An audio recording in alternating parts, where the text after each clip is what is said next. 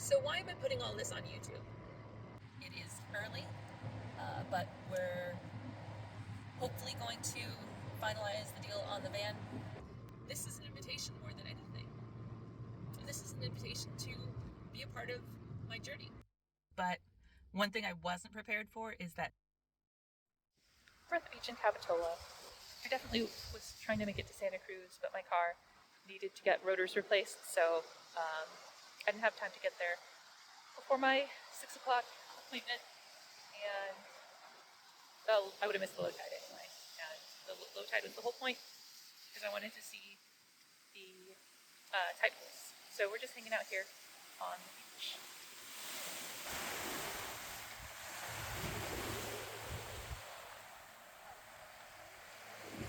Yeah, just a little bit of sun at the end of the day.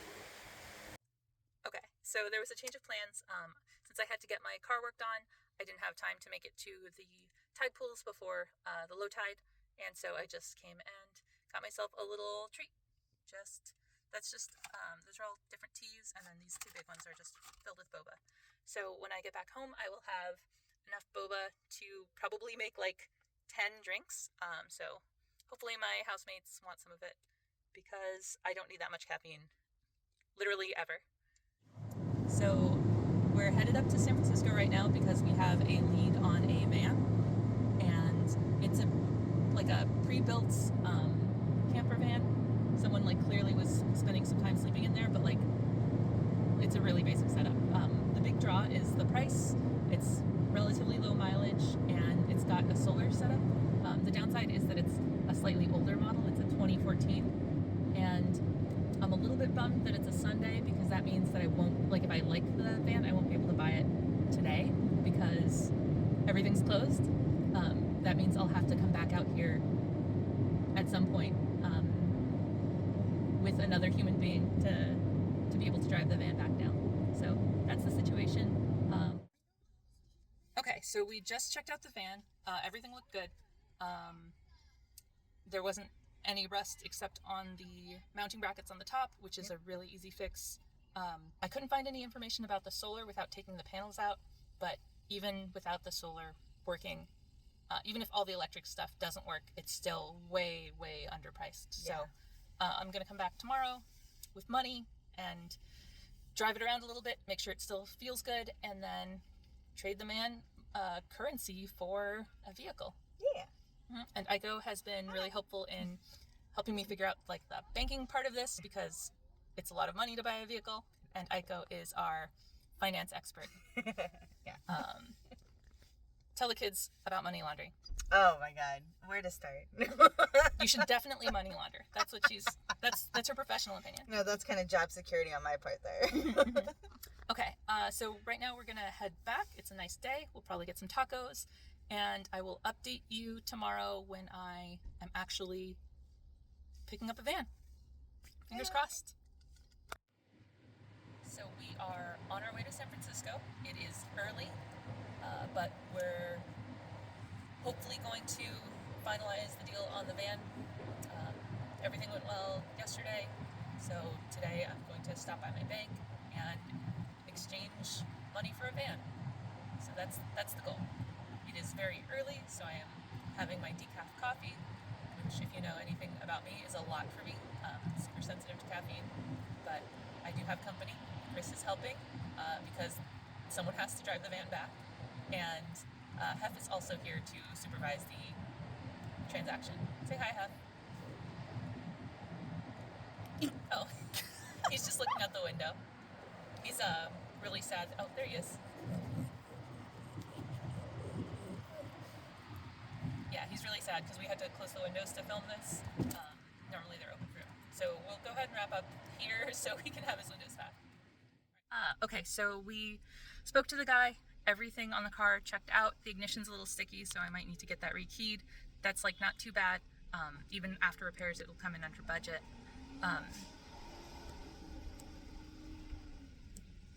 The major issue is, the big issue is that he has no title, but he has the filled out paperwork for transfer of title stuff. It's filled out, it's signed. It's from he never registered it under his name, so it's from the previous owner, but it's signed by the previous owner. As long as that's good to go, I would just fill out the back half and then turn it in. We checked the Carfax, it's not stolen, there's no weirdness there. He has the keys, he has the van, and the title's like totally fine. So it would just be like navigating the DMV. I'm not like sketched out that he like stole it or anything. I'm just worried about how much hassle the paperwork will be. So that's the situation. I think I'm just gonna. I checked with a friend, made sure that it sounded good to her too, and yeah, this is just being an adult is never straightforward. So that's the situation. And Hef says hi, and so does Chris. Where's Hef?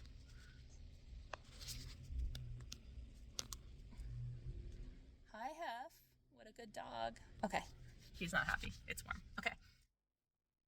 Okay, so that was a little fraught. Everything seems to be in working order. Proof of receipt was had. Exchange was made. He signed all the paperwork for me to get it in my name, so it's just a matter of getting to the DMV and handling that in the next couple of days.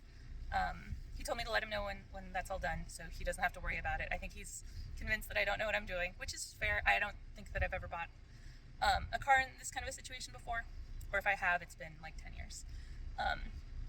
Yeah, so the car was super low in gas. Chris is going to go gas it up. I'm here with Hef, and I'm just on standby in case Chris has any trouble. We had some trouble getting it started, but that's just because I didn't know it needed to be in neutral to start. I haven't driven an automatic in so long, and it's like an older automatic too. So, yeah, once we figured out that it was supposed to be in neutral, everything fires up just fine. AC works, doors work, windows, everything's good.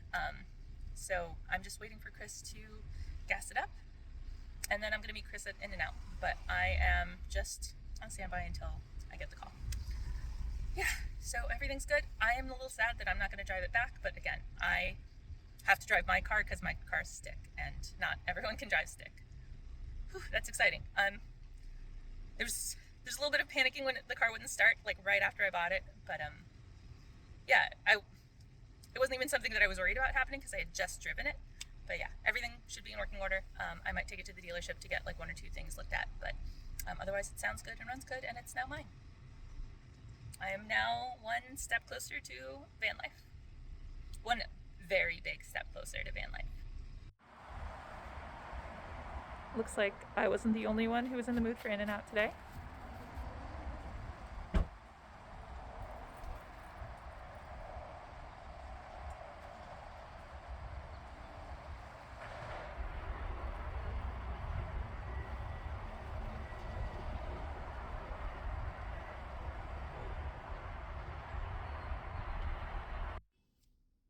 Okay, so I just came back from the DMV to get the vehicle registered.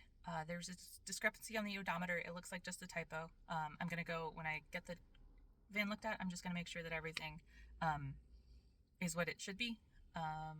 But otherwise, the registration went through minus my smog. So I'm going to go get my smog done. The only surprise on the registration, like taxes were more than I was expecting, but that's life. And then since the registration was like 2 months late, there's a registration penalty. But one thing I wasn't prepared for is that number is way bigger for commercial vehicles. And so since the van is like a big van, it's considered a commercial vehicle. And it was just like, she said it's like 3 times higher. The lady at the DMV said it's like 3 times higher for commercial vehicles. So that's why the number was so big. So that was a little bit of a surprise. The registration wasn't as behind as I thought it might be. I just had some suspicion. But yeah, even just like the 2 months was like a lot of money. It's cool though. I told myself, like, as long as, all the weirdness on the van cost less than like $2,000 or $3,000, then it's still like a great deal. So yeah, a little surprised, but like not that surprised. I think honestly that the amount I had to pay for taxes was like the most surprising part. Okay, so I have a day use permit. Gonna go get it smogged. Hopefully it passes smog. If not, then that'll be a whole nother video. Okay. So why am I putting all this on YouTube? For family, for friends, for new folks, and everyone in between. I just want to put out a really low stakes invitation to invite you back into my life. Um, yeah, it's as simple as that. This YouTube thing is to show you where I'm at and what I'm doing, and to open my life up in a way that I've not done in a very long time. I've been a very private person for a lot of reasons. Those of you who've known me for a while probably have a good idea of why things were so, I don't want to say radio silent, but definitely why I kept a low profile online. And, I think I was also really worried about being a good role model, because my sister is much younger than me. And so I've always worried about what I put out into the world, because I don't want her to see something from me that I'm not going to be proud of. And the cost to being that private is that a lot of people that I care about don't know me as well as I would like. And so now she's an adult. I don't have to worry about that. She's graduating from college. I don't have to worry about dropping F-bombs or having some spicy takes here or there. Oh, I should mention I'm going to my sister's graduation this weekend. So if I'm not doing any outdoor adventuring or anything van related, it's because this only happens once.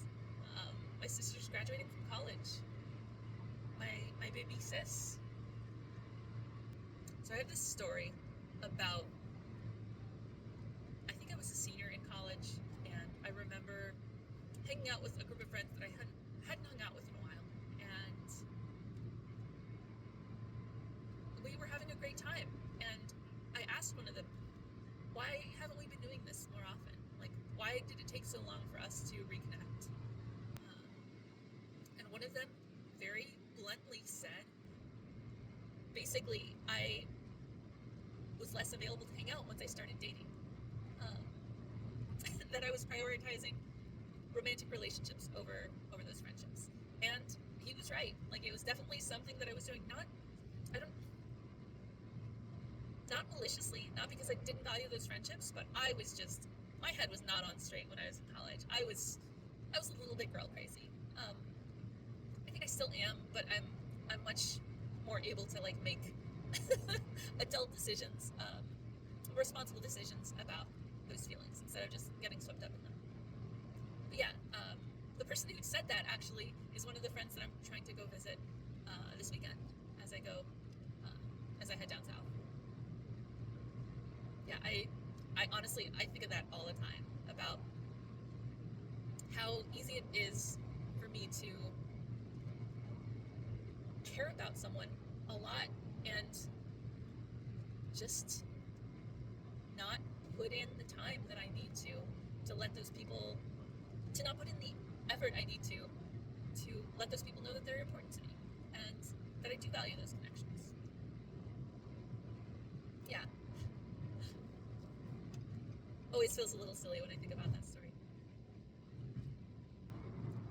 So if you're watching this and you're wondering why, this is someone I haven't talked to in months or years or a decade, it's because I still care about you. If we've had a relationship before, if I've cared about you at all, then I still care about you now. And that sounds like a pretty bold claim, but it's something that I mean. Even the friendships that I've had that ended poorly, I still care about those people. I know that not all of those people need to be back in my life, but I still want the best for them.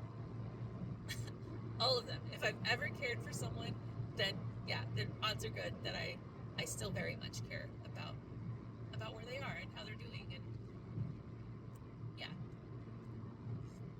So if that feels like too much pressure, totally fine. Feel free to observe from a distance. If you're like, hey, I was thinking about you too, let's reconnect, then I strongly encourage you to do that, because this is an invitation more than anything. This is an invitation to be a part of my journey in any way that you're comfortable.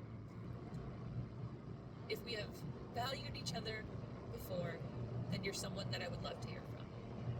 And if you're newer in my life, or you just kind of stumbled across this video, I am glad that you're here as well to be a part of this journey. And I'm probably not going to put my phone number on the internet for just anyone, but if you've got my number, if you've had my number for a while and you're wondering what to do with it, feel free to rekindle a friendship. Yeah.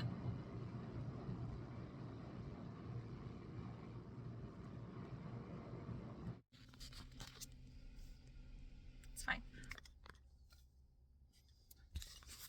How does Stop. When? So yeah, we'll.